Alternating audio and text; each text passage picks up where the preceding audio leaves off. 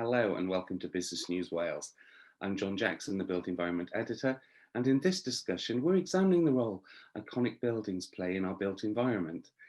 These most exceptional buildings can at a glance identify a city, and they work as physical ambassadors for their respective built environments. Joining me for today's discussion is Roger Pride, who's a managing partner at brand agency Heavenly. Roger, thank you so much for joining me. Would you just like to begin by explaining for our viewers a little bit about the work that you undertake at Heavenly? Yeah, sure. So Heavenly, as you say, is a brand consultancy. We talk of ourselves, though, as the creative business consultancy, because I think people too often kind of leap to conclusions as to what branding is all about. And we try to get more strategic in terms of communications. And within Heavenly, I run the place practice. And in a nutshell, what we do is we help places, whether that be nations, cities, regions, or towns, tell their stories better, help them to market themselves, because ultimately, increasingly, places are competing with one another.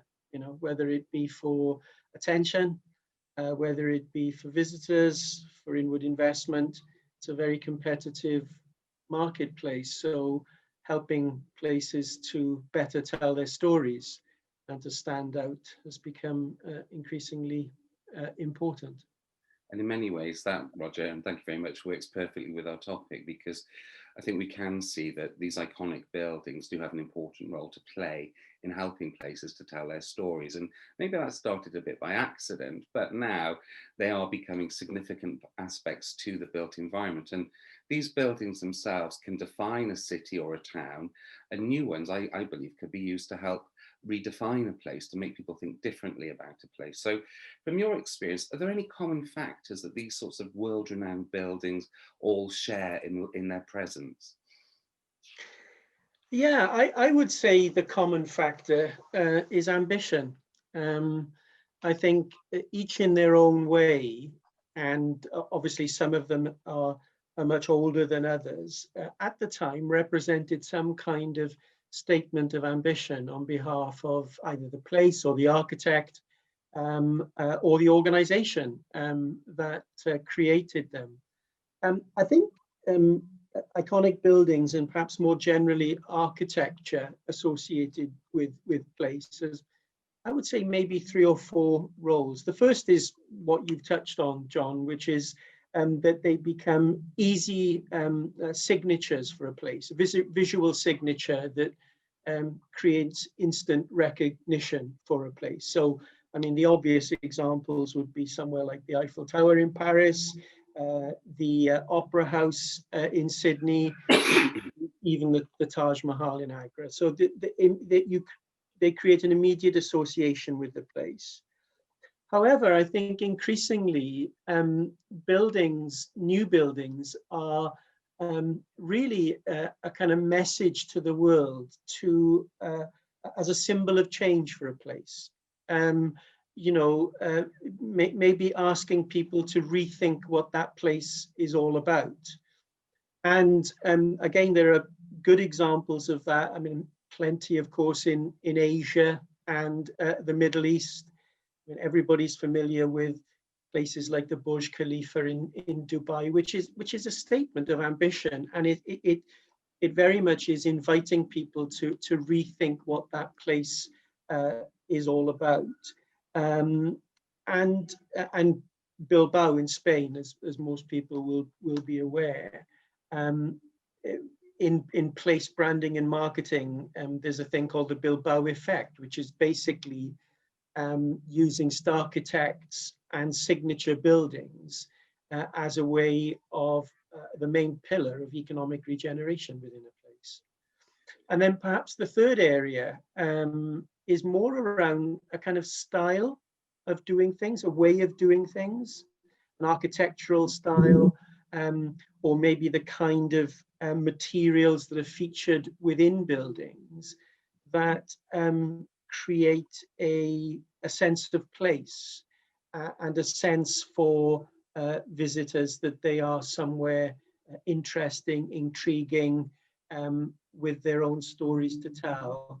And the other side of that coin is basically, I think, people civic pride really around the built environment of places. So yeah, sorry, a long answer, but I think there's those three things.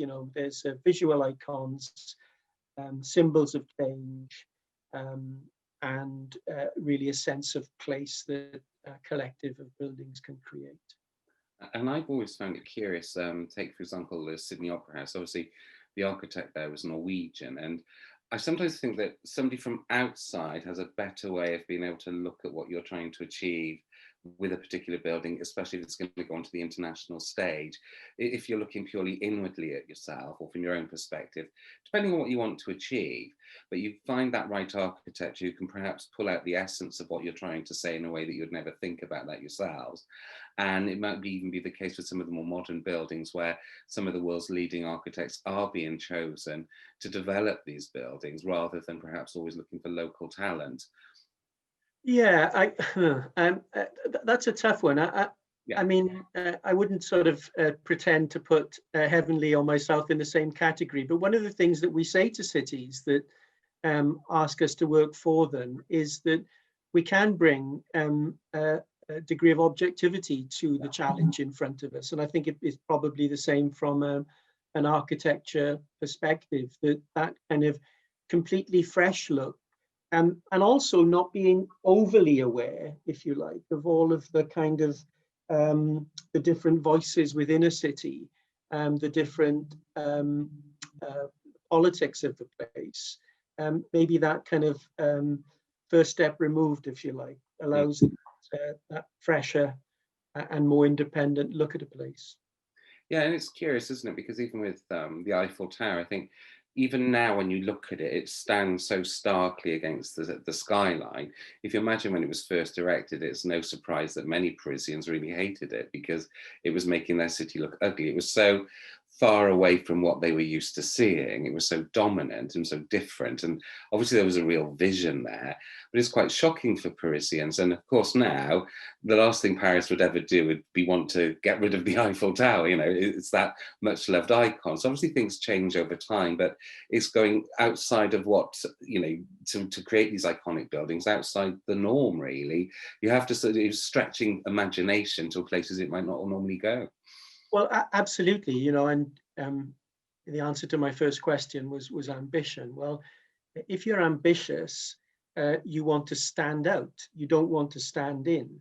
So if you do something which is truly outstanding, then clearly you're going to create some debate and some discussion.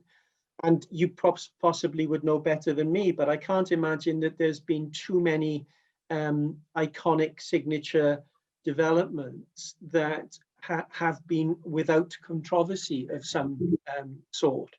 And I think that's the nature of them.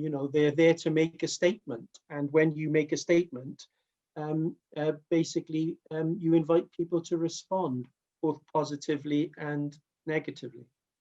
Absolutely. And it's curious in Wales because obviously we don't have any skyscrapers and the scale of our built environment is much smaller. Now, that isn't a bad thing. Yet in terms of iconic buildings, it just sort of suggests that those singular set piece buildings, so for example in Wales, our castles, the Senedd, Wales Millennium Centre, even the cafe on the top of Snowdon, work better for us. So do you think that we should be mindful of this and actively encourage the highest standard of architecture for these types of buildings when we're actually putting them into the built environment? I think the short answer is very definitely. Some years ago, I was talking to somebody who was on the board of the Welsh College of Music and Drama, Royal Welsh College of Music and Drama, and we were talking about the design of the building. This was after it was created, and apparently they had looked at many potential designs before landing on the one that's there now. And the person said to me, which I fully agreed with, that poor design can often cost as much as great design. And I think that there was an intention with the Royal College, for example, to create a building which was in of itself, making a statement, a performance, beautiful aesthetically, and so on. And I think, I think with increasingly, it's the case that most of the new signature buildings in Wales, that we are introducing that kind of element of wanting to create an impression, wanting to create, ensure that the standards are the highest, and as a result, get Wales and the parts of Wales talked about. I mean, I guess in their day, the castles of Wales, depending on which one we're talking about, they were skyscrapers for their time. I mean, they literally were there to be seen. That was their purpose. They were there for everybody to be seen. So perhaps of their time, they were skyscrapers. I guess there's a fine line, isn't there, in terms of with a new building, if you purely design it and build it because you want it to be Instagram friendly, for example, you run the risk of actually creating something which is going to date. It's not going to even perform its function properly. And this is where the difference comes in.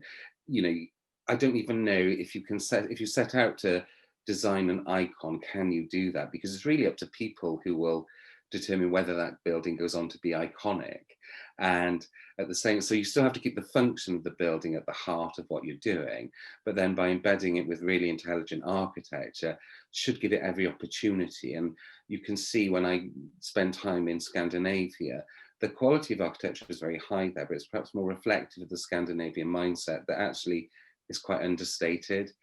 Those buildings don't scream at you to take a selfie in front of them, and there's a bit more detail to them. Whereas perhaps some of the other buildings, which you say the more modern ones, which really are trying very hard to gain attention. Of course, every attention-grabbing building we add around the world dilutes the effect, doesn't it? It makes it harder again for somebody else to gain attention. And I was curious, I find that Titanic Belfast is a great example where the building does actually have quite a stark silhouette, but it's actually a very strong one. It's not trying to be the biggest, the boldest, the most sophisticated. And that seems to work really well in terms of capturing my eye and changing my perception of Belfast. So sometimes it's not always the biggest or the tallest or the swankiest building which will achieve this, but it's a little bit more nuanced then to create those absolute icons, or for them to perhaps evolve into becoming an icon. Well, I know they say that beauty's in the eye of the beholder, but I would have thought that that a building, like any design, has to first and foremost be aesthetically beautiful, and that doesn't necessarily mean scale. It means attention to detail. And I think in the case of places, and one thing that the building in Belfast does, Titanic Belfast, is it tells a story. I mean, visually tells a story as soon as you look at it, and I think that kind of visual storytelling is a really, really important aspect of buildings. And obviously, I know Belfast quite well. It's a city that we've worked quite a lot with, and I mean, it just draws you in. It is a statement because of where it is, but I think it just begins. It's like the first chapter in the unfolding story of shipbuilding in Belfast and of the Titanic itself, and indeed of the city. So yeah, I think it's a good example. Definitely one that changes perception. Suddenly Belfast can have association to something very different from its past, which is precisely what the city needs. It benefits the city, and it's a positive move forward for the city to allow people to rethink what they think Belfast is all about. And I think that in itself must do great benefit for the city nationally and internationally. But it is equally a story about its past. I mean, I mean, perhaps the chapters of the overall story which are less well told, and but it is a story. I mean, what they've done is they've created an attraction, a building for today that is stimulating the visitor economy, but it really is telling a story of Belfast's past, and not just its shipbuilding past. When you go inside, it tells a great story about the social history of Belfast. And I suppose that's one of the things that sort of sometimes frustrates me um, in Wales, is that I think there have been almost the first resort is to knock something down in order to create something new. And I think it is important to, first of all, repurpose buildings, because they of themselves are parts of the story of a place. And I think if you can successfully and effectively do that, to repurpose buildings, not just always create new. I mean, if you want to make that signature statement, yes, but I think going back to my third point about effective place architecture and place branding, which is creating a sense of place. I think that you know, being confident about the style, the architectural style that you've developed over the years as a place is equally important. And for visitors as well as citizens, in an older built environment, I think it's very good that the built environment itself tells a story. So almost decade by decade, you can see different architectural styles there. And it's good to have things which can be keyed right back to certain points in time. And if you take away certain buildings, or too many of them, you lose that heritage. So not every building's worth listing, not every building's worth saving, but you want to ensure that your built environment is reflective of your place. And somebody said to me once, well, whenever you knock a building down, you are actually destroying people's memories as well at the same time. And I think that's important to remember. You're taking away history, which you can't replace. So I think you're quite right in terms of respecting the built environment that we've got, and almost sort of using that as a storyteller for the town or the city.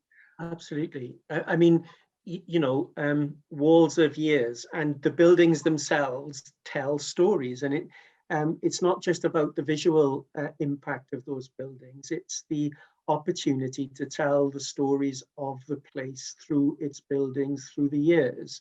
And I think a friend of mine coined the phrase heritage homicide, which he used to describe when buildings were kind of knocked down without really thought as to how else they could be repurposed. And I actually used this phrase in an interview not so long ago, and it caused a bit of a reaction. I wasn't referring to any particular development in Cardiff in this case. I was just referring to it just feels as if it's sometimes easier and maybe even more cost effective to knock something down and start again, rather than to think more broadly about the potential that existing buildings offer. Oh, absolutely. Just to slightly put you on the spot, but in your view, what one building would offer the best potential for Wales to improve its international standing? What would it be, and where would it be? Yeah, that's a tough one. I know, I'm being cruel, sorry. Yeah, I mean, I think, I know this sounds as if I'm kind of not answering the question directly, but I'm not sure that there is a single building. I think what we have to probably do is to ensure that we present the architecture that we have far more kind of consistently and positively. I mean, for example, I know this is not a city, but I'm from the valleys. I was brought up in in a terraced row, and those streets, in their own way, in the South Wales valleys, and the stories that they tell are as iconic as maybe the Adobe built buildings in Santa Fe in Texas. They're an opportunity to tell the story of the industrial heritage of Wales, and I'm not sure that we pay enough attention to how we preserve those and present those in a way which is which draws people in and which enables us to tell our stories better.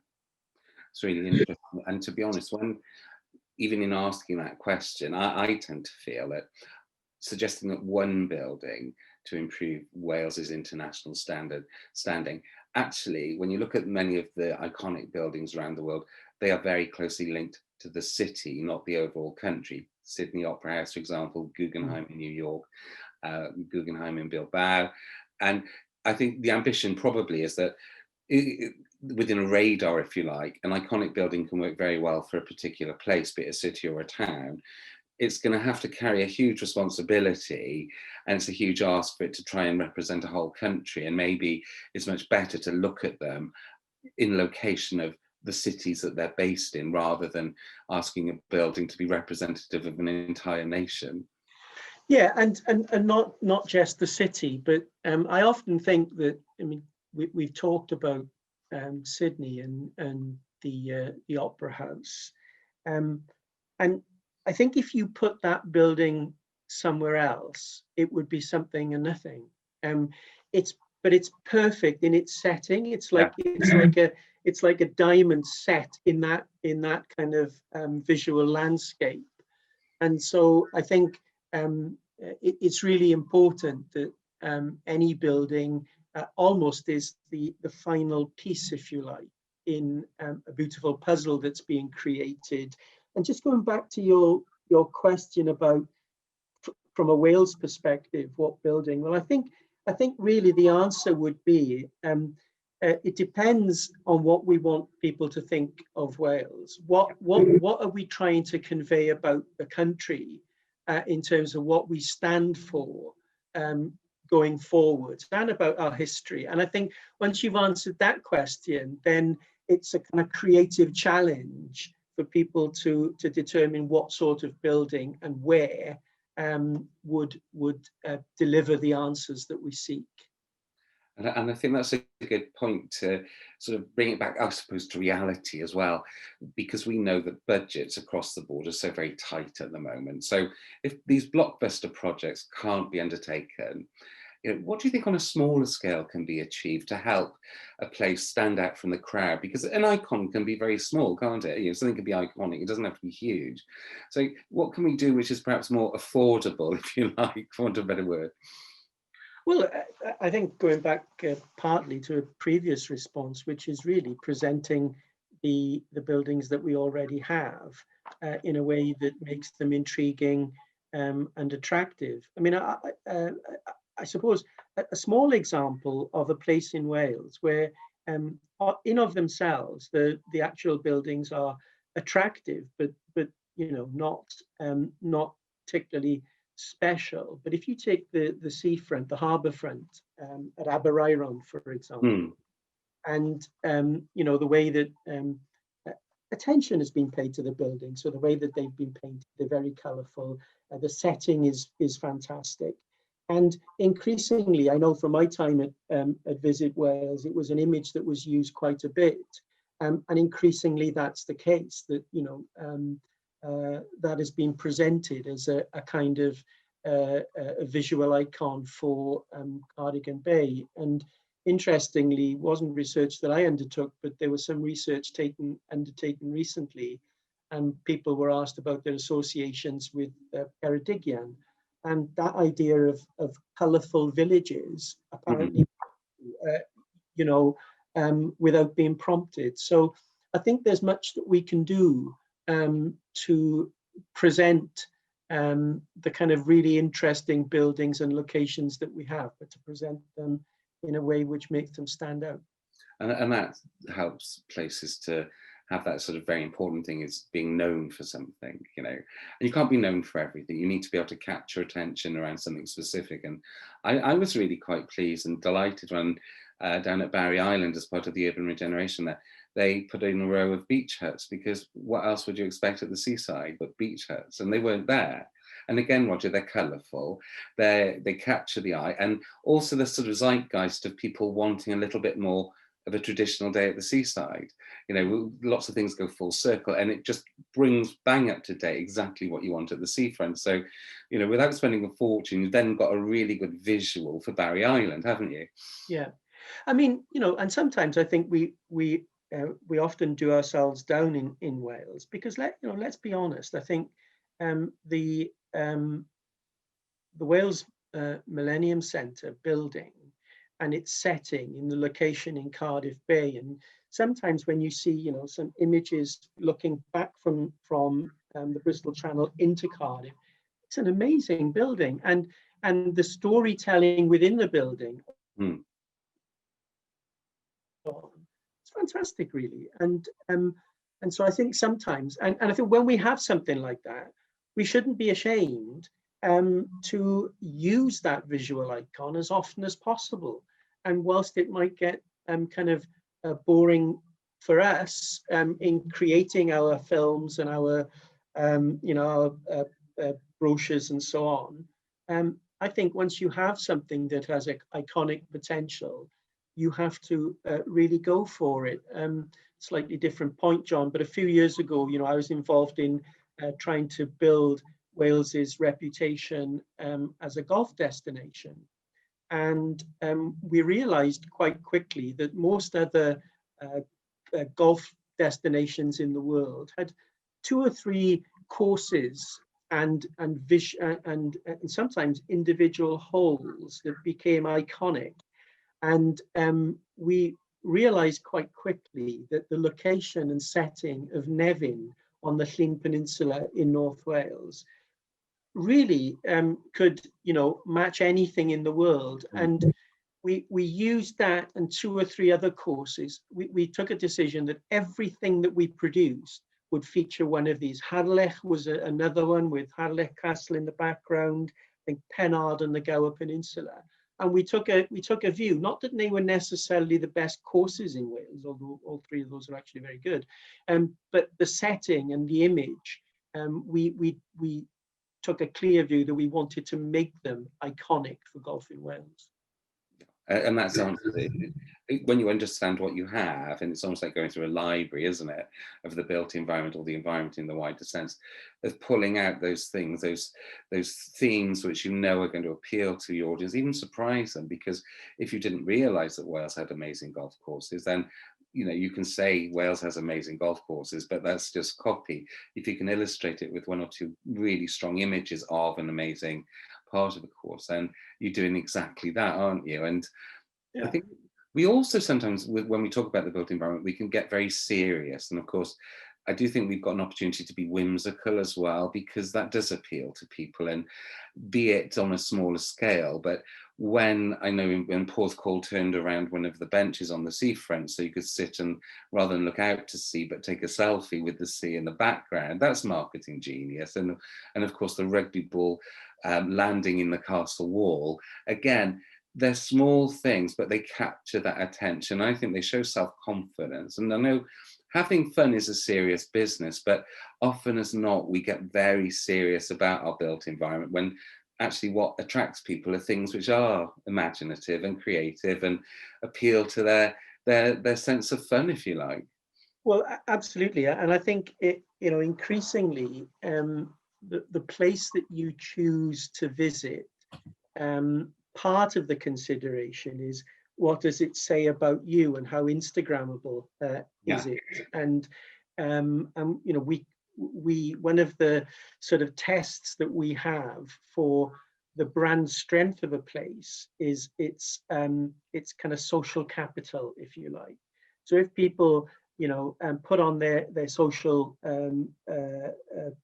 channels a photograph of them in Cardiff Bay, what does it say about them? And I guess the answer to that depends where you come from in the world, because I often enjoyed the challenge, really, of I guess in our biggest and closest market, England, saying that you were going to Wales for your holiday didn't necessarily set you apart and say something positive about you. In fact, I was in a focus group once, and somebody asked, if your boyfriend said that they were taking you to Wales for a romantic weekend, what would you do? And she said, I'd leave them. So it didn't have that social capital at the time. But I think that but when it came to the USA, there Wales was much more intriguing and interesting, and for people who wanted to visit Europe and Wales within that, it actually said something about them. So having photographic opportunities that allow you to capture that, I think, and to capture the kind of personality of a place, I think is really important. And I think as we come to our sort of final point, I'm mindful that nothing stands still, and there is so much change in the built environment anyway. And I can see more and more of our cities are looking to become greener, and Paris, for example, is certainly determined to achieve that. So I'm wondering, would you think that in the future, those cities which most successfully introduce or reintroduce nature at scale will become our new built environment icons? I think my answer to that is quite possibly, and we're seeing lots of examples now, aren't we, of real innovation in terms of repurposing or reimagining places with a view on the environment. And so I would say the answer to your question is about, I think, the places that demonstrate innovation and ingenuity and creativity in solving real world problems within their cities are the ones that will stand out and get talked about. Often that is linked to the environment and ensuring that the cities that we live in are clean and positive in an environmental sense. But I think it's really it's the way that you address those challenges, the innovation, the creativity, and the ingenuity in the way that you solve those problems will be the ones that are talked about. Now, I think we're all watching CNN a lot lately, aren't we? And I see one of the ads that comes up on CNN a lot is for NEOM in Saudi Arabia. Now, whatever you think about Saudi Arabia, certainly the whole NEOM concept is certainly ambitious, and probably will be the focal point for incredible innovation in terms of assuming everything gets off the ground. But whether it will force people to change their views of Saudi Arabia, I think is a different question. Yeah, a very different question. I guess with anything, the devil will be in the detail. So if any particular city or town sets that ambition to be the most physically greenest and most environmentally green city on the planet, and then achieves it, then you will have earned the right to become that iconic place. Just if you pay glib attention to it and just think it's about planting some more trees, then people will notice that and it won't be enough. So that's back to the competitive nature of cities. If you're going to do it with your heart and do it very, very well. And I think you'll take people on that journey with you, and they'll want to experience a city which is unlike other cities because it is so overtly green. And it will be interesting, I think, in time to see if what constitutes icons in our built environment actually starts to change, and how we're going to progress. But I think, as we found today, the strength of being able to properly present and take advantage of the things that you have in your built environment to help people, both citizens with their sense of civic pride, and also to encourage, and I think it's good for the business community because it tells you that you're living in a very proud and confident place as well. So I think that can help to attract business, but then also, of course, the visitors to your place as well. If you've got a few key icons that you can use to your advantage to make people say, this is why we're different, this is why we're special, this is what we're proud of, come and enjoy it, then in that respect, you can have great advantage for your own places by taking advantage of what you've got around you and then being mindful about what you could build in the future that can add to that inventory within your built environment.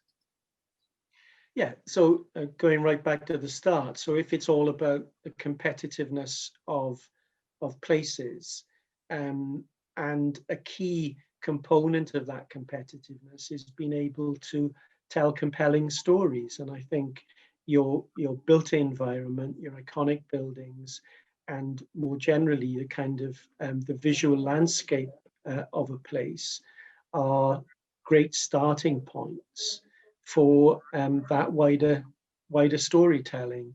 And particularly if you want to force reappraisal of the place, you know, if you do something extraordinarily well in terms of new building and how you reinterpret existing urban landscapes, then that's going to get you talked about, which is what every place wants.